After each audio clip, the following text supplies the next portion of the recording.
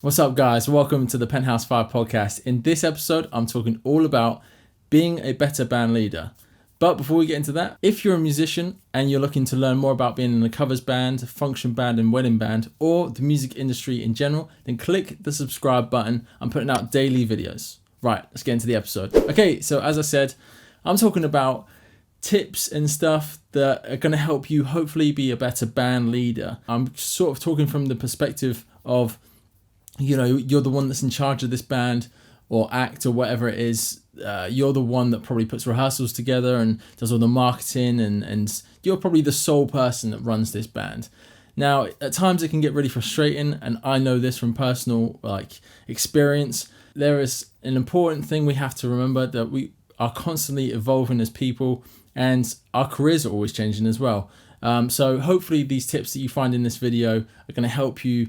But let me know in the comments what you think.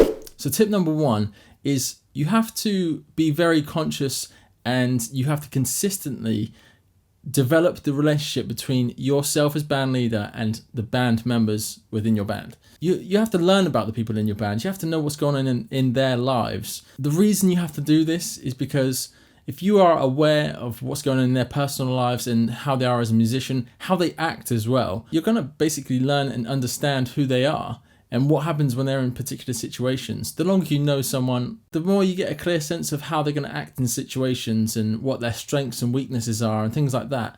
Now, this isn't anything to do with manipulation, but this is just really taking the time to develop the relationship you have with band members.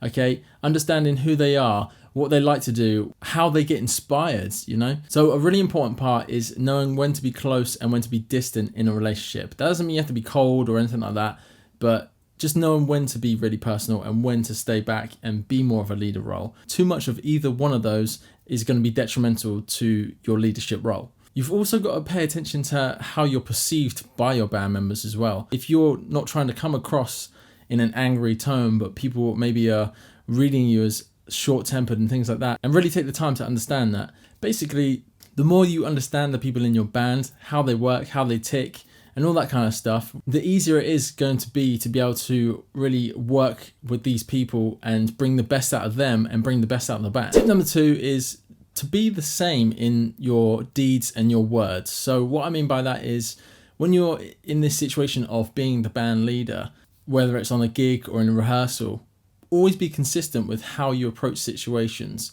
and make sure your words actually mean something. Make sure your deeds actually mean something. When you say you're going to do something, make sure it's done. When you say something, make sure you actually follow through with it. And don't be scared when things fail. Take responsibility for all of these things. You're the one in charge. And if you can be seen as a leader who takes on the responsibility when things fail and when things work, the other musicians in your band are going to see that you have strength in your failures and in the things that work. They want to see that you are willing to take on responsibility and that you're willing to see the failure and then learn from that and then improve. Tip number three is probably one of the most important ones. It's actually caring about what you do. If you have passion and you actually care about all the little details and all that stuff that you do, then that's going to really radiate off you and inspire the other musicians in your band. If you don't care about how things sound, if you don't care about how the band looks and all these tiny details that probably the audience and stuff aren't even going to notice, but if you really care about the small details and care about what you do, then the rest of the band, the rest of the people that you work with are really going to feel that energy coming off you. Tip number four is compromising. Now, not all the time are you going to be able to do everything your way. And it's not always going to work out that way. You're going to try some new stuff, and you should try new things, whether it be some lighting effects, whether it be particular order of the set list or new songs and stuff. Some stuff is going to fail, but you can't always do it your way. And you have to, again, it goes back to my first point, that knowing everyone in the band and developing those relationships is really going to help in being able to compromise and know when you can compromise. Plus, at the end of the day, you're going to be perceived as a better band leader if you do compromise on different things.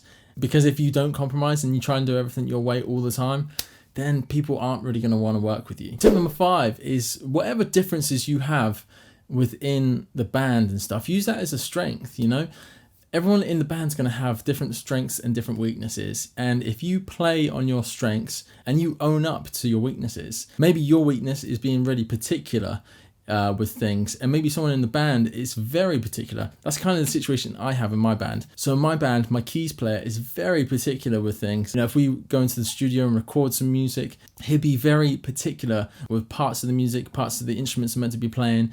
So use other people's strengths where maybe you fall short, but also own that as well. Own your strengths, know your strengths, and own your weaknesses and know them as well. And let other people in the band pick up where your weaknesses are. Everyone wants to feel appreciated at the end of the day. Tip number 6, kind of going off the first point I made about the relationships you have within the band. So as well as paying attention to your relationship with yourself and the keys player, or yourself and the drummer, etc., really pay attention to the band dynamic as a whole and what works best for every musician in the environment that you're in.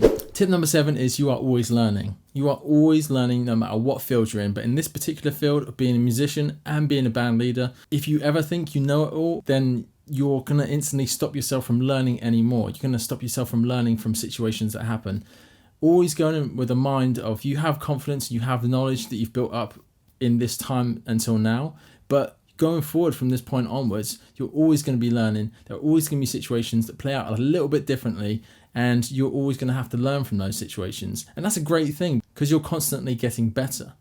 But you can only get better if you understand and have an open mind that you are constantly learning. Tip number 8 is putting yourself in the mind of the other musicians. They want to feel significant in the band, whether it's just playing their instrument or contributing to an arrangement or bring an arrangement to the band rehearsals. Whatever their contribution is, no matter how little or how big it is, make them aware that you appreciate it, you appreciate their time. At the end of the day, your band is a community within their life.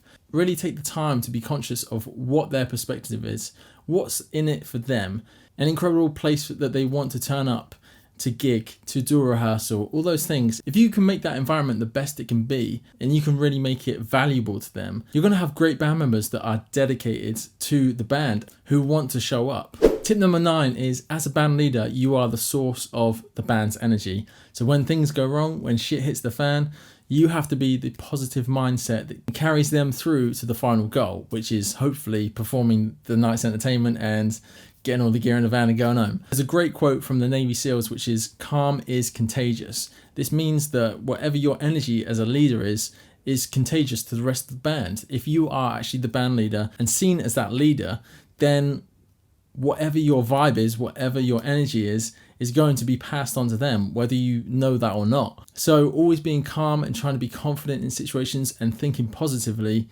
is the way forward to get you through and to really become the best band leader you can. And my final tip for being a better band leader is, if you are the person running this band, if you are the person in charge of this entire act and you do everything, and you sometimes maybe feel frustrated that the other band members don't do anything or don't appreciate you, then you know what? You need to take a second and step back. Okay, you need to really understand that if you are the one that's put this band together, if you are the one that started this whole concept, and you're the one who's taking the role on of being band leader and doing everything, then that's what you chose to do.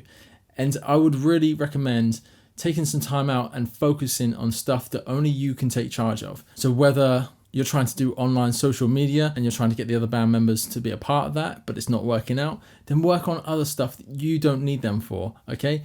I mean, at the end of the day, if band members aren't going to be a part of the band and aren't pulling their weight, then of course replace them. You have to understand that other people have lives, and that's the most difficult thing about our job as a band leader, is that other people have their lives, other people have their own interests, and the sooner you realize that, the easier this is going to be for you, because you can focus on all the stuff that you don't need them for, like creating a website, like creating social media, and really focus on that stuff and involve them in the rehearsals, in the fun stuff, okay? Because at the end of the day, that's what it's all about. They want to be a part of the bigger picture. They want to be involved as well, but they're not going to be on your terms with everything. This covers all the points I've made so far. So I would really recommend taking the time to think and understand that you've taken on this responsibility as a band leader. And if you want that role and you want that job and you enjoy it, then there's going to be the negative parts of that as well, which I've just discussed. But if you truly enjoy it and you understand this one thing, then it will make all the difference. I promise you that. Anyway, guys, I'm going to leave it there. I hope these 10 tips have helped. Again, make sure you subscribe to the channel if you haven't already. I'm putting out daily content on all these kind of music topics. Thanks for watching. Leave your comments below, and I'll catch you on the next one. Peace out. Looking sexy, looking fly, bottles check inside.